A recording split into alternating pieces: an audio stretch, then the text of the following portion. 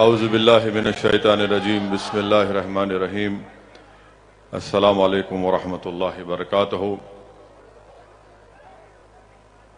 مجلس اتحاد المسلمین کے صدر و معتمدین، اراکین مجلس اتحاد المسلمین، میری زدار ماں اور بہنوں،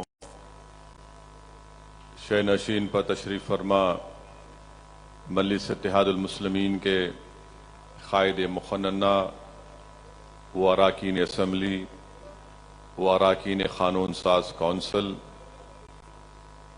میں آپ تمام کو مجلس اتحاد المسلمین کے احیاء کے 65 سال مکمل ہونے پر آپ تمام کو مبارکباد دیتا ہوں، اور میں اس موقع پر اللہ سبحانہ و تعالیٰ سے دعا کرتا ہوں کہ اللہ سبحانہ و تعالیٰ اپنے فضل سے اور اپنے کرم سے اور نبی کریم محمد مصطفیٰ صلی اللہ علیہ وسلم کے وسیلے سے اللہ سبحانہ و تعالیٰ مجلس اتحاد المسلمین کے ان تمام مرحوم قائدین کو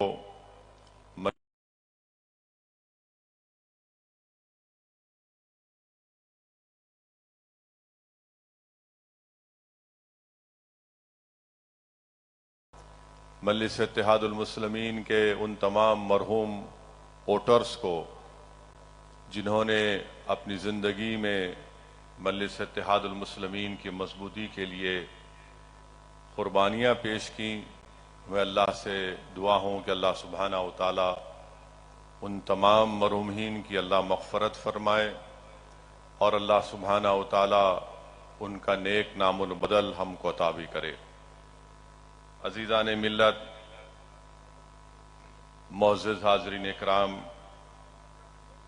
65 سال کا ایک لمبا سفر الحمدللہ مجلس اتحاد المسلمین نے مکمل کیا ہے، اور اگر آپ مجلس اتحاد المسلمین کی تاریخ کا مطالعہ کریں گے تو مجلس اتحاد المسلمین نے اپنے سیاسی سفر کو اور سیاسی سفر کا آغاز کیا اور ابھی بھی جاری ہے۔ یہ میرا ماننا ہے کہ ایثار، جذبات اور ایک فکر کو لے کر ہمارے بزرگوں نے اس سیاسی سفر کا آغاز کیا، اور یہی چیزیں ہیں کہ لوگ کہتے ہیں کہ مجلس جذبات سے کام لیتی ہے۔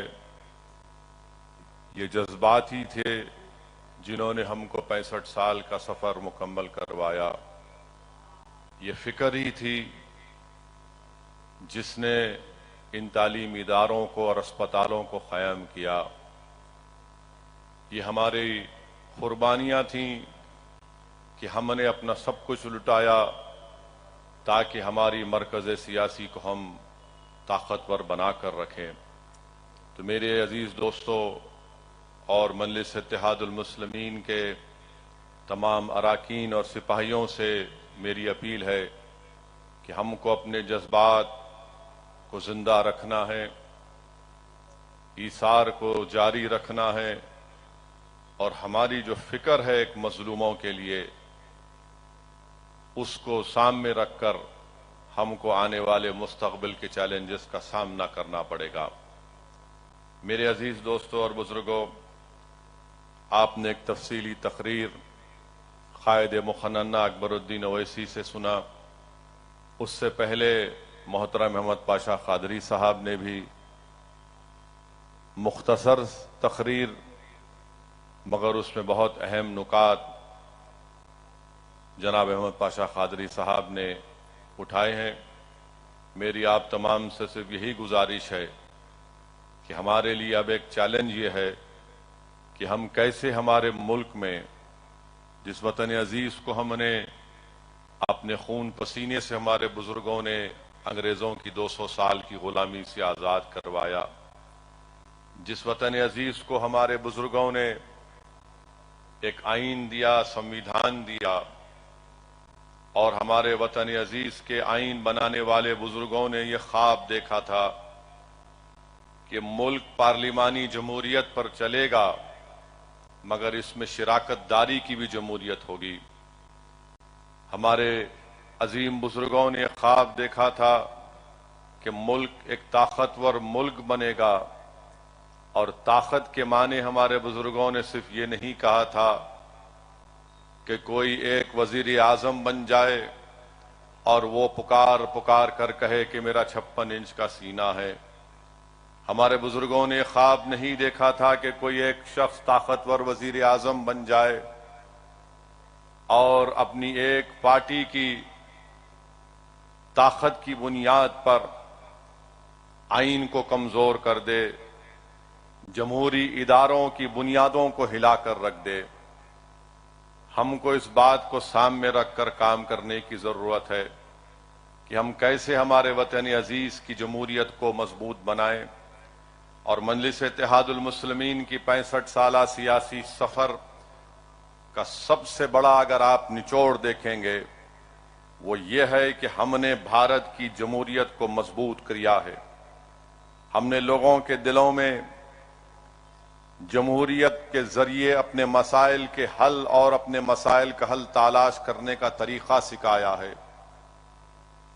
ہم نے عوام کے دلوں میں اس بات کا پیغام پہنچایا ہے کہ تشدد سے جمہوریت کمزور ہوتی ہے اور اتحاد سے آپ کی آواز ایوانوں میں پہنچتی ہے۔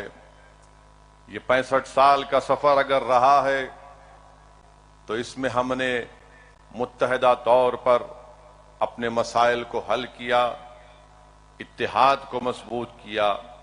تو میری آپ سے گزارش ہے کہ ہم کو اپنے اتحاد کو اور مضبوط کرنا ہے، اور یقیناً اس سال تلنگانہ میں اسمبلی کے الیکشن ہے اور مجلس اتحاد المسلمین اس اسمبلی کے انتخابات میں حصہ لے گی۔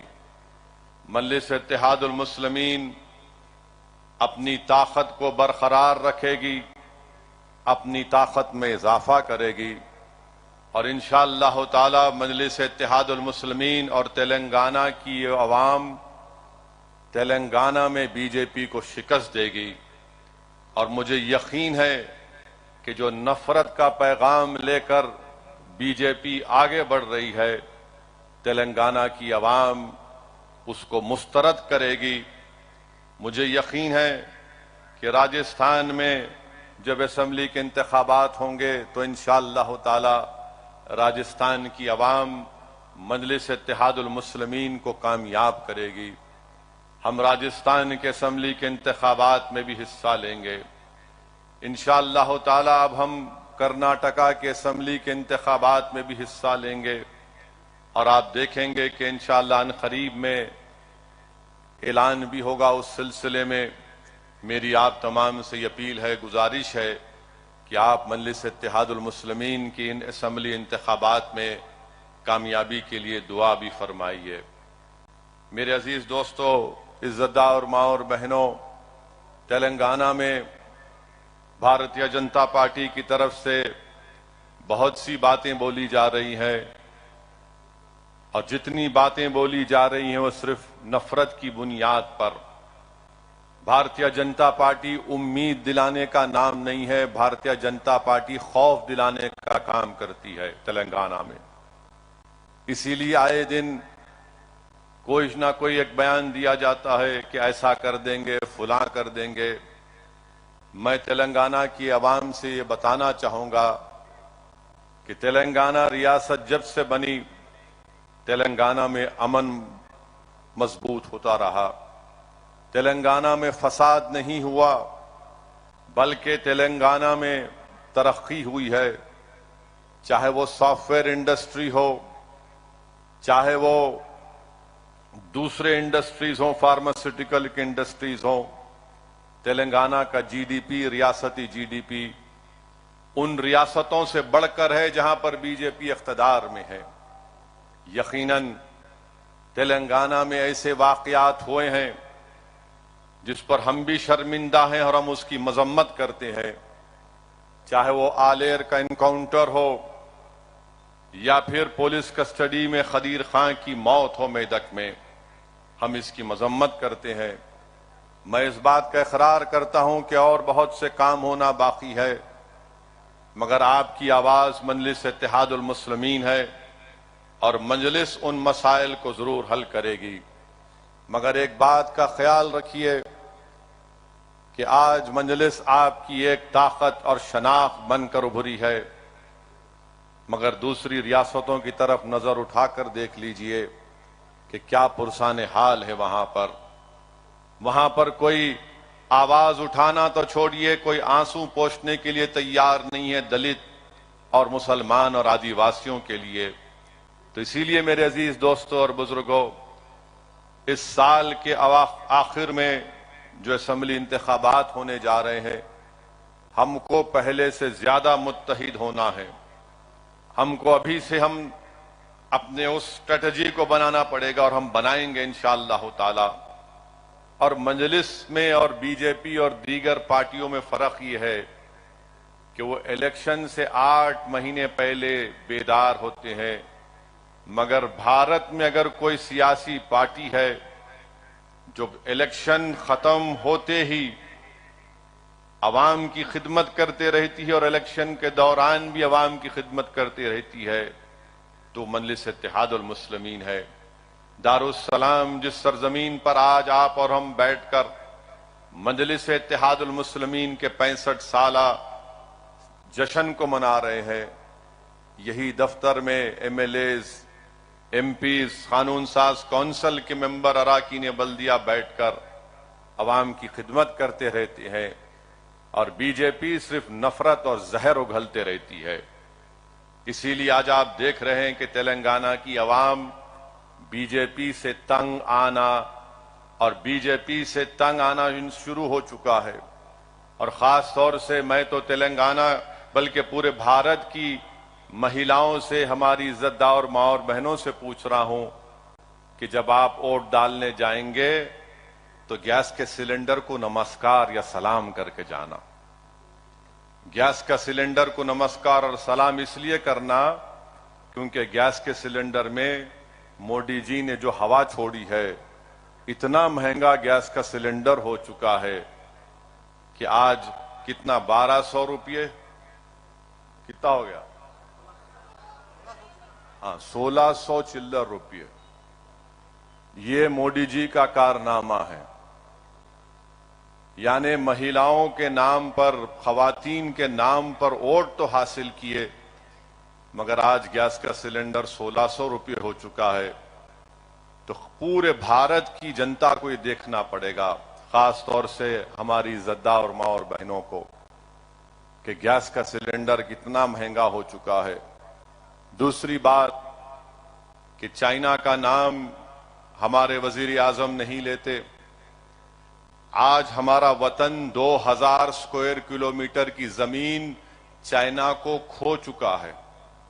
چائنا ہماری 2000 اسکوائر فٹ زمین پر قبضہ کر کے بیٹھا ہے، اور ہمارے ملک کے وزیر خارجہ یہ ایک انٹرویو میں کہتے ہیں کہ بھارت ایک چھوٹی اکانومی ہے، چائنا بڑی اکانومی ہے، میں کیا کروں؟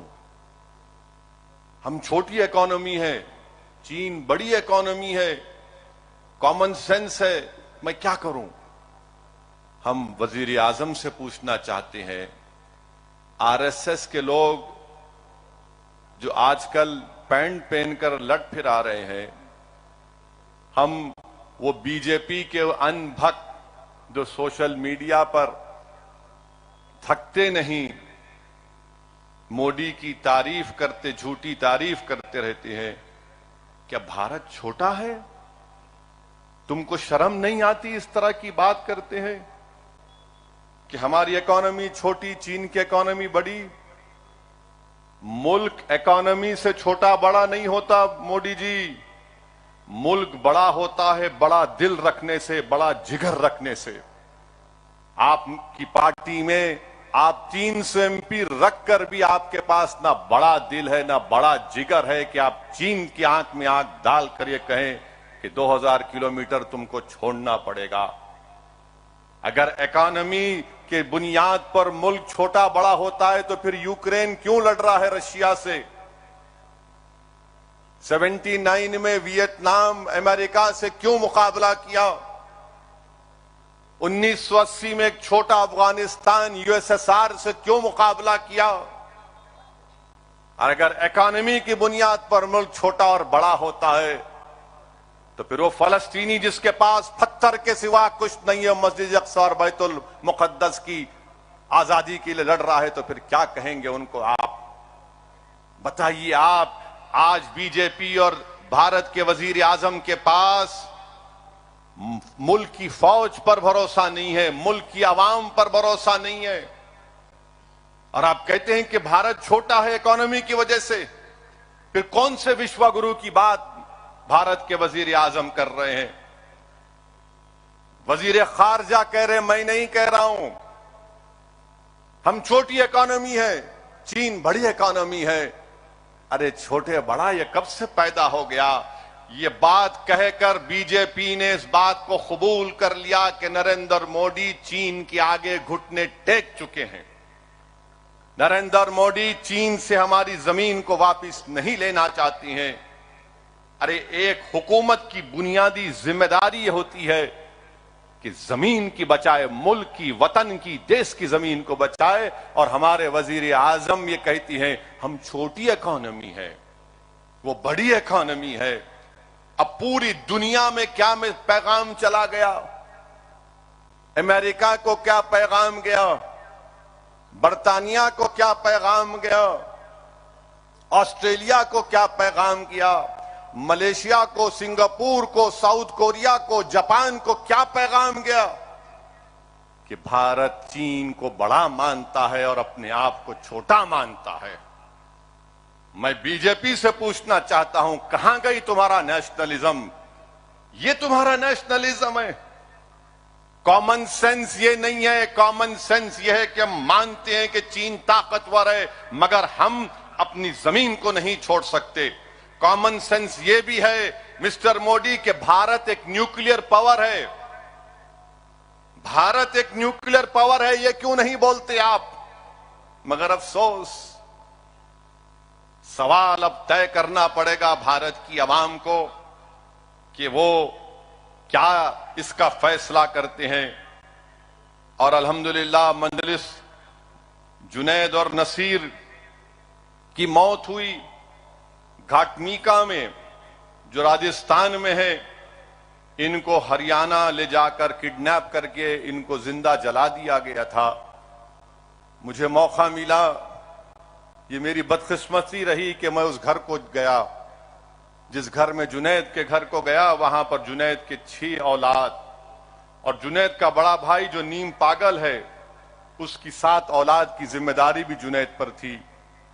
ہم خالی وہاں پر کھڑے ہوئے تھے ایک زندہ لاش کی طرح، جب اس کے گھر والے ان معصوم بچوں کو بتا رہے تھے کہ یہ جنید کی اولاد ہے، یہ جنید کے بڑے بھائی کی اولاد ہے، اور رو کر کہہ رہے تھے بتاؤ اویسی اب ان بچوں کا کون خیال رکھے گا؟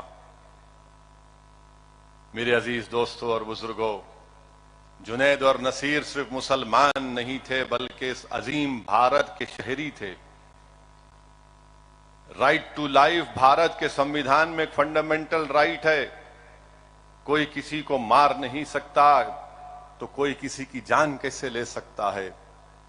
اور سیکولرزم کی بات کرنے والے کانگریس کے لوگ، ہم نے مطالبہ کیا تھا کہ وزیر اعظم کو، جنید اور نصیر کو جس بربریت سے کڈنیپ کر کے جلا دیا گیا، یہ سو کالڈ نام نہاد گاؤں رکشکوں کی وجہ سے جو ایک ٹیررسٹ بن چکے ہیں، راجستھان کے چیف منسٹر نہیں گئے، مگر آج معلوم ہوا کہ شاید اشوک گہلوٹ جا سکتے ہیں کیونکہ مجلس کہہ رہی تھی۔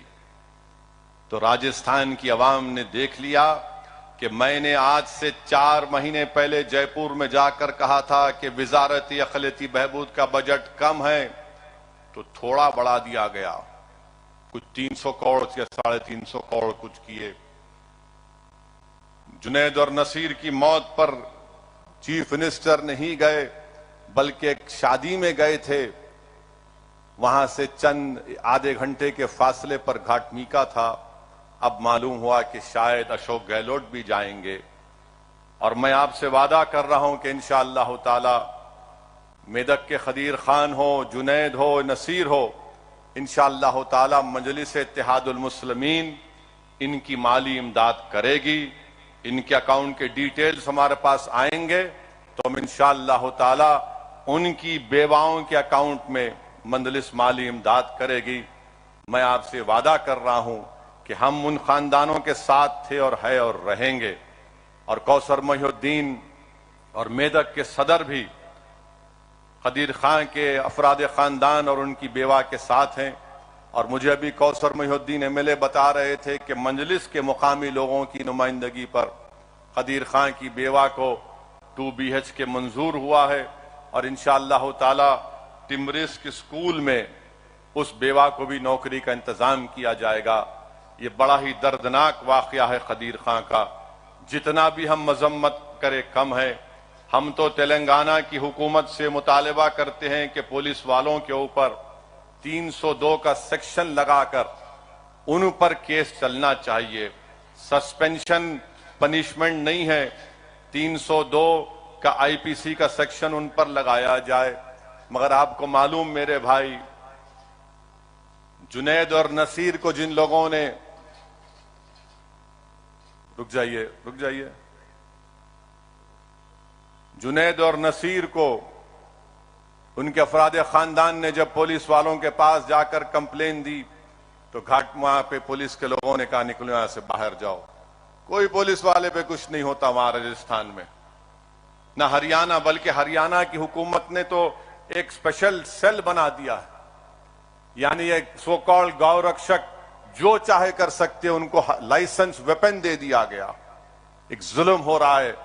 اور مسلمانوں کو مار کر بی جے پی ان کی تڑپ کو دکھا کر، ان کی جلتی ہوئی لاشوں کو دکھا کر، ان کے منہ سے بہتا ہوا خون جو وارث کا تھا اور قاسم نامی بچے کو گولی مار کر بی جے پی ہریانہ میں اپنی سیاسی طاقت کو مضبوط بنانا چاہتی ہے.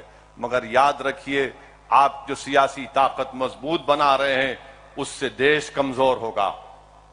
اس سے رول آف لا کمزور ہو رہا ہے. غنڈہ گردی بڑھ رہی ہے، ظلم بڑھ رہا ہے. اور ہم پوچھنا چاہتے ہیں بھارت کے وزیر اعظم سے، یہ پنجاب میں جو ایک صاحب آئے ہیں دبئی سے، ان کا نام امرت ہے اور بی جے پی بولتی ہے امرت کال ہے. بی جے پی کیا بولتی ہے؟ امرت کال ہے. یہ امرت کال میں یہ امرت کون ہے اور یہ امت خاموش کیوں ہے؟ اگر وہی بات اگر کوئی مسلمان بول دیتا تو ہمارے ٹی وی کے اینکر تو 24 گھنٹے چلاتے، وہ اویسی نے آج یہ کہا ہے، اس نے دیش کے بارے میں کہہ دیا ہے. مگر یہ کیا ہے بتائیے آپ؟ اس پر کچھ نہیں کہتے. اور آج الحمدللہ سپریم کورٹ کا ایک آرڈر آیا ہے کہ آرٹیکل 324 کے تحت، بھارت کی آئین اور سمویدھان کے تحت، چیف الیکشن کمشنر کا جو اپائنٹمنٹ ہے الیکشن کمشنر کا، سپریم کورٹ نے کہہ دیا کہ وزیر اعظم، لیڈر آف اپوزیشن اور چیف جسٹس آف انڈیا بیٹھ کر طے کریں گے. مجلس اس کا ویلکم کرتی ہے ڈیسیشن کا. بہت اچھا ہے. اب بیٹھ کر آپ الیکشن کمشنر اور چیف الیکشن کمشنر کو بنائیے. جمہوریت کا ایک ڈھانچہ ہے. اگر الیکشن کمیشن میں بہت طاقت ہے، بہت ان کو اختیارات ہیں، اور سپریم کورٹ نے صحیح آبزرویشن کیا کہ چاہے وہ کسی کی بھی سرکار ہو، الیکشن کمشنر کے 6 سال کی میعاد پوری نہیں ہوتی. اب امید کرتے کہ اس سے ٹرانسپیرنسی آئے گی، اس سے الیکشن کمشنر اور انڈیپینڈنٹ ہوگا، آزاد ہوگا. جمہوریت کے لیے بہت ضروری ہے کہ الیکشن کمیشن میں ٹرانسپیرنسی آئے اور اس کو اور انڈیپینڈنس ملے، جو بھارت کے آئین کی آرٹیکل 324. بلکہ اگر آپ کانسٹیٹیوئنٹ اسمبلی کے ڈیبیٹس کا مطالعہ کریں گے، جب آرٹیکل 324 پر بحث ہو رہی تھی تو سب نے کہا تھا کہ الیکشن کمشنر کو بہت اختیارات ملنے چاہیے. اسی لیے آپ دیکھتے ہیں کہ الیکشن کمشنر کو اگر ہٹانا ہے تو امپیچمنٹ جو جج کی ہوتی ہے اس طرح کا طریقہ کار دیا گیا تھا. تو یہ ہم کو کام کرنا ہے. تلنگانہ کے اسمبلی الیکشن کے لیے جہاں پر جو موجود ہمارے ذمہ دار ہیں، میں ان سے اپیل کروں گا کہ آپ تیاری شروع کریے. کیا تیاری شروع کرنا؟ کہ نفرت کا خاتمہ ہو، امن کی جیت ہو، اور تلنگانہ کی جو ترقی اور خوشحالی ہے وہ جاری اور ساری رہے. آپ آئین کو چاہتے ہیں یا بلڈوزر کو چاہتے ہیں؟ آپ امبیڈکر کو پسند کرتے ہیں جو آئین کو بنایا، یا آپ بلڈوزر کو پسند کرتے ہیں؟ آپ محبت کو پسند کریں گے یا ظلم کو پسند کریں گے؟ اس بات کا فیصلہ آپ کو کرنا ہے. اور ہم انشاءاللہ تعالی آئین کو بچائیں گے، امبیڈکر کو کامیاب کریں گے تاکہ بلڈوزر ناکام ہو جائے. ہم امن کو کامیاب کریں گے تاکہ ظلم ختم ہو جائے. ہم طاقت حاصل کریں گے تاکہ مظلوموں کو ان کا اختیار مل سکے. یہ کام مجلس کرتی آئی اور کرتے رہیں گے. اس سرزمین سے ہمارے بزرگوں نے ہم کو یہی سکھایا تھا. ہم اپنے مرومین کو، اپنے ذمہ داروں کو مایوس نہیں کریں گے، اور انشاءاللہ تعالی حشر کے میدان میں ہم ان کو شرمندہ ہونے نہیں دیں گے. تو میرے عزیز دوستوں اور بزرگوں، ہم کو ان نکات پر کام کرتے ہم آئے ہیں، اور انشاءاللہ ہم کو اسی نکات پر کام کرنے کی ضرورت ہے. اور مجلس کی اہمیت اور اس کی امپورٹنس اگر آپ کو سمجھنا ہے تو آج کے اس مجمع میں ایک ہماری بہن ہے جس کا نام شیفالی ہے. آپ شاید نہیں جانتے شیفالی کو. جب مرحوم قائد سالار ملت زندہ تھے تو شیفالی دارالسلام کو آ کر 4 سال یا 5 سال صرف دارالسلام میں شیفالی بیٹھتی تھی. اور اس زمانے مرحوم قائد سالار اس چھوٹے کمرے میں ہم لوگ بیٹھتے تھے، اور شیفالی یہاں پر بیٹھ کر مجلس کے تمام اراکین سے بات کرتی تھی. مجلس کے جلسوں میں شیفالی آتی تھی، مجلس کی ایکٹیویٹیز کو دیکھتی تھی. اور شیفالی نے آرکائیو سے مجلس کے اس زمانے کے فخر ملت علیہ الرحمہ عبدالواحد اویسی کے زمانے کے پیپر کٹنگز کو نکالا، سالار ملت کی زندگی کے تقاریر اور ان کے بیانات کے اس زمانے کے پیپر کٹنگز کو نکالا. اور آپ کو جان کر حیرت ہوگی کہ شیفالی نے الحمدللہ اپنی پی ایچ ڈی کی تھیسس کو یونیورسٹی آف شکاگو میں سبمٹ کیا. اور یونیورسٹی آف شکاگو پوری دنیا کے 10 بڑی یونیورسٹی میں شمار ہوتا ہے. تو وہاں پر شیفالی کی اس تھیسس کو منظور بھی کیا گیا. اور اس تھیسس میں خاص بات یہ ہے، یہ میں نہیں، شیفالی ہے. یہاں پر میں ملوں گا جلسے کے بعد، جب میڈیا کو بھی ملوں گا تو میڈیا کو بھی بتاؤں گا یہ شیفالی ہے. تو اس تھیسس میں شیفالی نے لکھا کہ سالار ملت کی جس دن شادی ہوئی تھی، اس شادی کی رات کسی نے سالار کو فون کر کے کہا کہ سالار چپل بازار میں فساد ہوا ہے. تو اس زمانے میں یہ نہیں تھا، یہ جھنجھنا نہیں تھا جو ہماری زندگی عذاب کر کے رکھ دیا. یعنی دوسری شادی کرنے کی ضرورت ہی نہیں ہے، اب 2 فون رکھ لو، پورا آپ کا ماشاءاللہ چین سکون برباد ہو جاتا ہے. تو کسی نے وہ فون 235 کیا نمبر تھا اکبر؟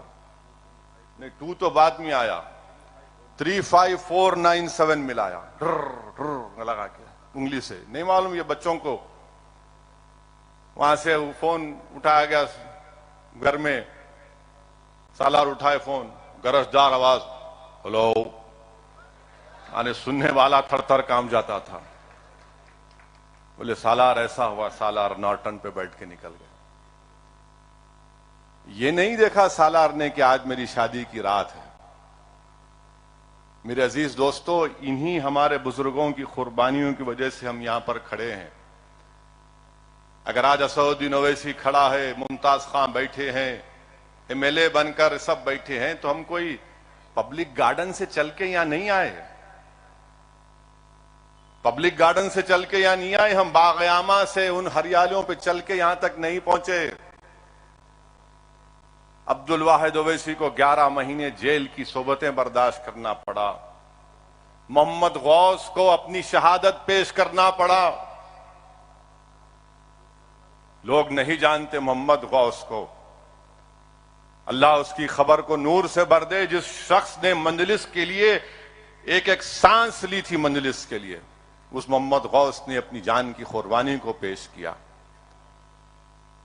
آپ نہیں جانتے کہ فسادات میں کیا کیا مصائب اور مشکلات کا سامنا کرنا پڑا، مجلس کے قائدین کو شہر بدر ہونا پڑا، مجلس کے قائدین کو بولتے حیدرآباد سے نکلو، ان کا حیدرآباد میں نہیں رہنا، دور دور جا کر مجلس کے بڑے بڑے لوگ رہتے تھے۔ بہرحال میرے عزیز دوستو، ہمت سے کام کرنے کی ضرورت ہے۔ ہم اپنے بزرگوں کی محنت کو رائے گاہ جانے نہیں دیں گے انشاءاللہ تعالی۔ مجلس نے وہ پیغام دیا ہے کہ بھارت کی جمہوریت میں آپ رہ کر اپنی سیاسی طاقت کو بنا سکتے ہیں۔ مجلس نے یقین پیدا کیا ہے کہ بھارت کی جمہوریت میں مظلوموں کی ایک قیادت بن سکتی ہے۔ مجلس نے یہ پیغام دیا ہے، اس بات کو پروف کیا ہے کہ اگر بھارت کی جمہوریت میں کمزور طبقات کی سیاسی نمائندگی ہوگی، ایم ایل ایز ہوں گے، کارپوریٹر ہوں گے، ایم پی ہوں گے، گرام پنچایت میں نمائندے ہوں گے، تو ان کے مسائل حل ہوں گے۔ جہاں پر آپ کی آواز نہیں ہے وہاں پر کوئی آپ کو نہیں پوچھتا، وہاں پر کوئی نہیں پوچھتا، اس لیے کہ بھارت کے کسی کونے میں اگر کسی دلت مسلمان پر ظلم ہوتا ہے تو سب سے پہلے دارالسلام کو اطلاع دی جاتی ہے کہ اسد الدین اویسی کو یا مجلس کے قائدین کو بولو کہ کم سے کم اس پر تبصرہ کر دو، کم سے کم اس پر تبصرہ کرو، ریاکشن دو۔ میرے عزیز دوستو اور بزرگوں، ہم کو مجلس کو اور مضبوط کرنا ہے، اور انشاءاللہ تعالی ہم مجلس کو اور مضبوط کریں گے۔ ریاست جھارکھنڈ ہو یا بہار ہو یا کہیں پر بھی ہو جہاں پر مجلس آج کام کر رہی ہے، ہم مجلس کو کامیاب کریں گے۔ ہماری زندگی کا مقصد مجلس کو سیاسی طاقت بخشنا ہے۔ میں اپنے رفقاؤں سے اپیل کر رہا ہوں کہ تم اور ہم جب خبروں میں جا کر آرام سے سو جائیں گے تو یہ تشنگی لے کر ہم اپنی خبروں میں جا کر نہیں سوئیں گے کہ کاش میں کچھ وہاں پر جا کر کچھ کر دیتا، اپنی جماعت کا پرچم لگا دیتا، اپنی جماعت کے لیے لوگوں کو ترغیب دیتا کہ ووٹ دو مجلس کو۔ یہ تشنگی ہم لے کر اپنی خبروں میں جا کر نہیں سوئیں گے۔ اللہ سبحانہ و تعالی جب تک ہم کو اور آپ کو زندہ رکھے گا، اللہ ہم کو ہمارے جذبے کو زندہ رکھے، اللہ ہماری اس فکر کو زندہ رکھے، اللہ ہمارے بزرگوں کی ایثار کو زندہ رکھے، اور ہم کو اللہ توفیق دے کہ ہم اپنے بزرگوں کے ایثار کے راستے پر چلیں۔ ہم اپنی زندگیوں میں قربانیاں ہمارے بزرگوں نے دی، ہم بھی دیں گے۔ اور مجلس کے مخالفین کو میں کہوں گا کہ تم جتنا بولنا چاہے بولو، تمہارا جتنا لکھنا چاہے لکھو، تم جتنا الزامات لگانا چاہے لگاؤ، اب کچھ فرق نہیں پڑتا، کیونکہ 65 سال سے تمہارے جھوٹی باتوں کا اثر نہیں پہنچا تو اب کیا پہنچے گا پیارے؟ پکارو جتنا پکارنا ہے۔ ہم کو معلوم کہ ابو جہل ناکام ہونے آیا ہے، ابو جہل ناکام ہی ہوگا۔ یزید کے پاس طاقت تھی مگر پلید تھا، بدنام ہوا، اور صبح قیامت تک یزید پلید کہا جائے گا۔ فرعون کے پاس طاقت تھی، نمرود کے پاس طاقت تھی، مگر اللہ نے موسیٰ کو کامیاب کیا، اللہ نے حضرت ابراہیم علیہ السلام کو کامیاب کیا۔ میرے عزیز دوستو اور بزرگوں، اقتدار کو دیکھ کر لوگ طاقت کی پوجا کرتے ہیں، ہم اقتدار یا طاقت کی پوجا نہیں کرتے، ہم انصاف کرنے والوں کے ساتھ رہتے ہیں، ہم مظلوموں کے ساتھ رہتے ہیں، ہم ظالموں کا ساتھ نہیں دیتے۔ تو یہ پیغام کو سمجھیے، اور اسی سے ہم کو مستقبل کا لاہ عمل طے کرنا ہے۔ اللہ اس سرزمین کو دارالسلام کو صبح قیامت تک آباد اور شاداب رکھے، یہ اداروں کو اللہ صبح قیامت تک آباد اور شاداب رکھے۔ جو اعزاز اللہ نے ہم کو اس جماعت کی خدمت کرنے کا موقع اللہ نے ہم کو عنایت فرمایا، اللہ ہم کو ان نعمتوں سے، انعامات سے ہماری نسلوں کو اللہ نوازے کہ ہم اس جماعت کے اس بوجھ کو، اس کی ذمہ داری کو اٹھاتے رہیں اور پورے اخلاص کے ساتھ اس کا کام کرتے رہیں۔ میں پھر سے سلام کرتا ہوں ہمارے تمام مرحوم قائدین کو، ہمارے بزرگوں کو، اور ہمارے ان ضعیف مجلس کے اراکین کو جو آج اپنے گھر میں بیٹھ کر شاید ان کا پوتا یا ان کا نواسا ان کو دکھا رہا ہوگا کہ دیکھو آج جس دفتر کے لیے تم نے کیا کیا نہیں کیا تھا، آج وہاں پر مجلس اتحاد المسلمین کا جشن منایا جا رہا ہے۔ میں ان بزرگوں کو بھی سلام کرتا ہوں، میں اپنے ان بزرگوں کو یاد بھی کرتا ہوں جن کے پیروں کے پاس بیٹھ کر میں نے سیاست سیکھی۔ میں ان تمام اراکین کو شکریہ ادا کرتا ہوں جنہوں نے مجھے، اگر میں غلطی کرتا ہوں تو مجھے اپنے طریقے سے سمجھاتے ہیں کہ یہ راستہ ہے، یہ صحیح طریقہ ہے۔ یقیناً آپ کے مشوروں کی، آپ کی سرپرستی کی ضرورت ہے۔ یہ آسان کام نہیں ہے میرے عزیز دوستوں اور بزرگوں، ہم ایک مشکل کام کر رہے ہیں، مگر وہ زندگی کیا زندگی جس میں مشکلات نہ ہوں، وہ زندگی کیا زندگی جس میں چیلنجز نہ ہوں، وہ زندگی کیا زندگی ہے جس میں ظالم سے مقابلہ نہ ہو، وہ زندگی کیا زندگی نہیں جس میں ظالم سے مقابلہ کرتے ہوئے حق کی سربلندی کے لیے جان چلی جائے، وہی زندگی کامیاب ہوتی ہے۔ ارے بزدلوں کی طرح، گیدڑوں کی طرح ظالموں کے آگے گھٹنے ٹیک دینا یہ زندگی نہیں ہے، یہ غلامی ہے۔ غلامی کرنا ہے تو زمین و آسمان کے خالق کی بنائی ہوئی زمین، اس خالق کی غلامی کرنا ہے۔ ہم کو اپنے حق کے لیے لڑنا ہے اور ہم انشاءاللہ تعالی اپنے حق کے لیے لڑیں گے۔ آپ تمام کا بہت شکریہ، آپ آئے، مگر میری اس بات کو سنیے، سمجھیے۔ اب تلنگانہ کے جو ذمہ داران ہیں، تلنگانہ کے الیکشن کے لیے تیاری کریے۔ یہ سمجھیے کہ اسمبلی الیکشن کا بگل بج چکا ہے۔ اب یہ سوچ کر ہم کو اپنے علاقوں میں، اسمبلی کے حلقوں میں، گاؤں میں جانا ہے اور اس پیغام کو پہنچانا ہے۔ وآخر الدعوانا